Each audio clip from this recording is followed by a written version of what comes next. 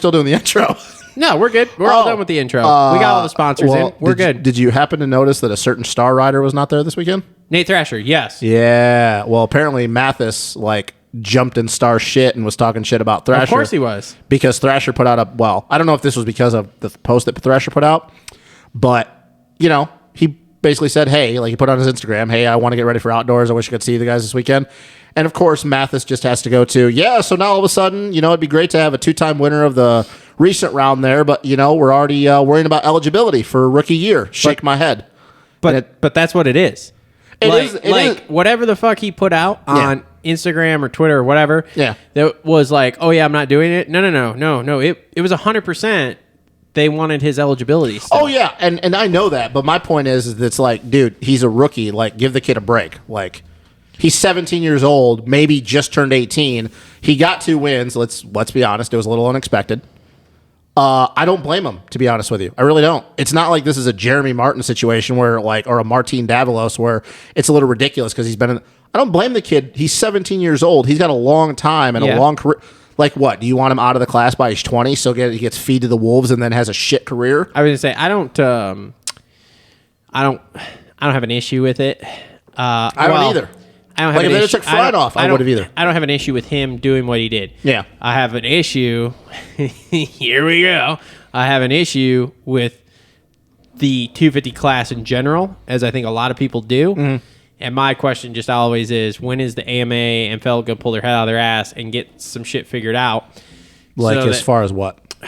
There should be a true feeder series and then a 250 class. Well, did you hear the rumor? And I guess it's an older rumor, but it's gaining traction. We're in the rumor mill here. It's not for Supercross, but it's for outdoors. Yes. It's gaining traction a little bit again, but because you're not the only person, the feeder class, the whole stock 250, but suspension, whatever. But there's a real conversation going on of trying to do a true, I guess you could call it kind of like what the GPs do with their EMX 125 and 250 classes, like a junior class where they're literally at the nationals.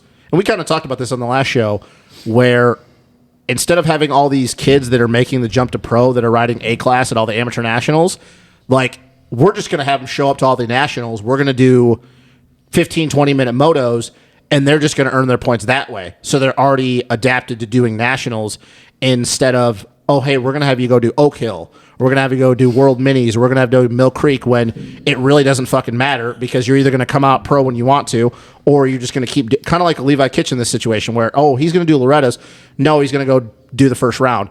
And they've been trying to figure out a way to make this a possibility where the A class, pretty much for all these top level kids, they don't have to do it. They don't have to do another year of amateur shit. They can literally go right to the pro nationals, get an idea of what it's like to do the nationals, be with your factory team, whatever team you're going to.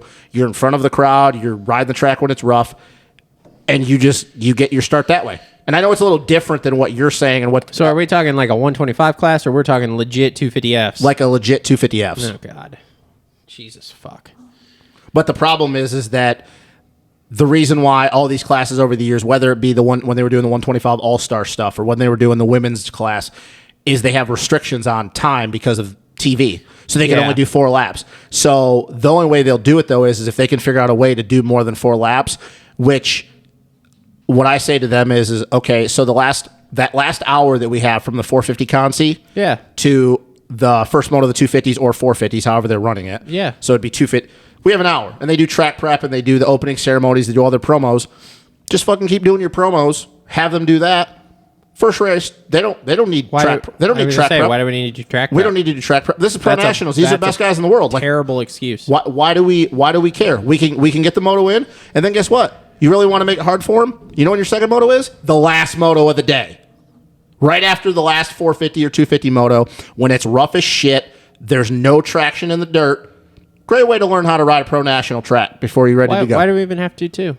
Well, why can't they just do 1? You don't have to. You just do 1. But you know what I'm saying, though. That's what their excuse is. Oh, we don't have time because of TV restrictions. No, you got enough time. Yeah, there's plenty of time. We don't need to track prep. And you know what the thing is? If nobody's there watching on the last race, because let's be honest, some people start leaving early, which I don't blame them. It's hot, it's a long day, you're drinking, whatever. Who cares? They don't need to have people watching this race. I don't think it needs to be a 2 moto. I think it only needs to be 1. Well, I don't really care. I think that it's a great, because let's be real. for a lot of these kids, like Levi Kitchen, for a Matt LeBlanc, for Chance Hymas, Jet Reynolds, none of these kids really give a shit about these amateur nationals. They're just doing it because they're contracted to do it, and they can't jump pro yet. We just need to do it that way. Like, feed them to the wolves. That's what they do in Europe. You get your national series for these European guys, which they go do in their stuff, but their real jump into the factory stuff is at the actual Grand Prix.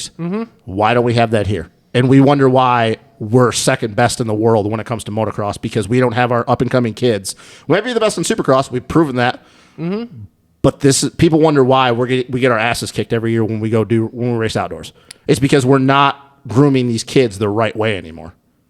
Well, we just don't care about motocross. Yeah, but that's my point, though. But see, that's the thing, though, is we don't care, but we do care when it comes time to, we just got our asses handed to us by the Euros. Well, yeah. So it's like we don't care 99% of the year, but then when we go race them and we get our asses handed to us, everybody's like, well, what the fuck happened?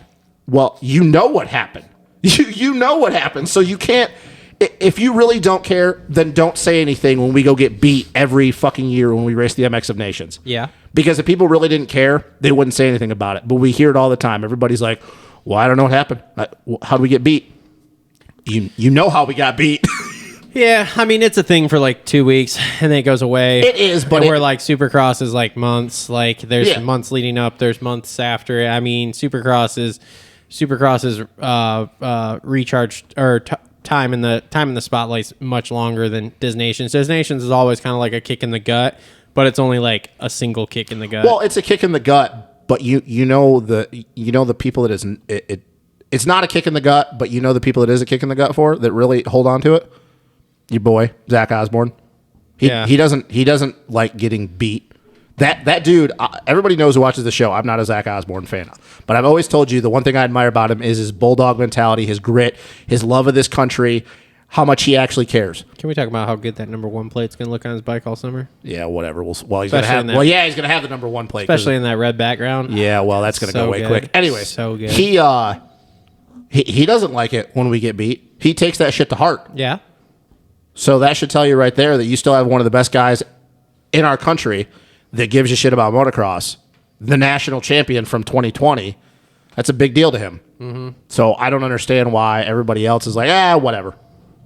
It's annoying to when I see one guy, and I don't even like the guy, but yet he takes it personal when we get our asses handed to him. Because you think that when he went to Assen? When he went to Assen and he got fucking worked, you think he was happy about that the whole time? Hell no. He was pissed. Most time when people go to the ass, they're pretty happy.